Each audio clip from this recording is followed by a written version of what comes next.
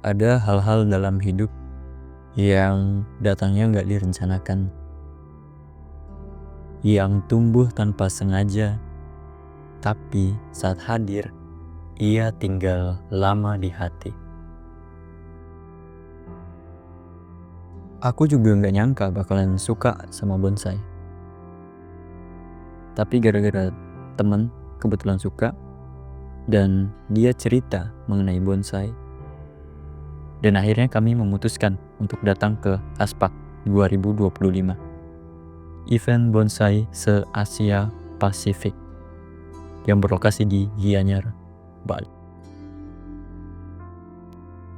Aku ngerasa ada sesuatu yang ingin aku dengar dari diamnya pohon-pohon kecil ini. Perkenalkan, bonsai. Bukan sekedar tanaman yang dikecilkan, ia adalah seni yang hidup. Sebuah karya yang lahir dari kesabaran dan pemahaman akan waktu. Berakar dari filosofi timur, bonsai adalah cara manusia berkomunikasi dengan alam. Bukan untuk menguasainya, tapi untuk berjalan bersamanya. Setiap lekuk batang, setiap garis halus di daunnya, bukanlah kebetulan. Ia lahir dari pilihan, dari arah, dari niat. Dan seperti hidup kita, ia tidak dibentuk dalam sehari. Proses membentuk bonsai bukan soal teknik. Ia adalah dialog antara manusia dan waktu. Dimulai dari bahan yang mungkin tampak biasa, namun di mata yang tepat, ia punya potensi yang tak terlihat oleh kebanyakan orang. Pohon itu dipotong, dibengkokkan, dikawal, bukan untuk menyakitinya, tapi untuk membantunya tumbuh ke arah yang lebih indah. Dan bukankah kita juga begitu? Berapa banyak luka, belokan, kehilangan, yang ternyata membawa kita ke bentuk terbaik dari kita hari ini.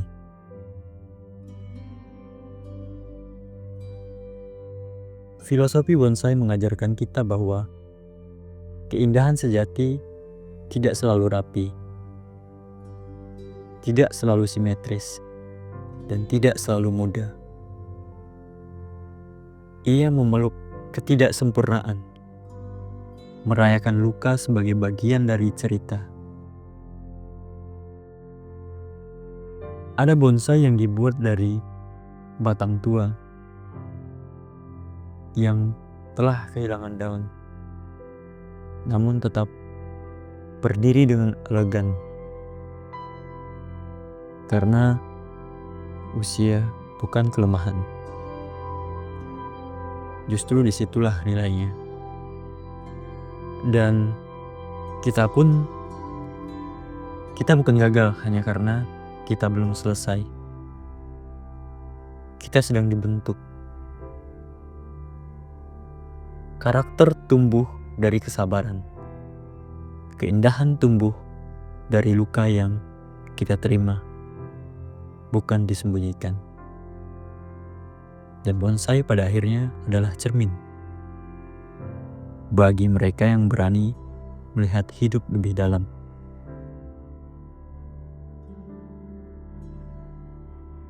Aku bukan pakar, aku bukan kolektor, aku hanya seseorang yang untuk pertama kalinya merasa tenang di antara hiruk-pikuk dunia ini. Di balik layar yang terus menyala, ada pohon kecil yang diam.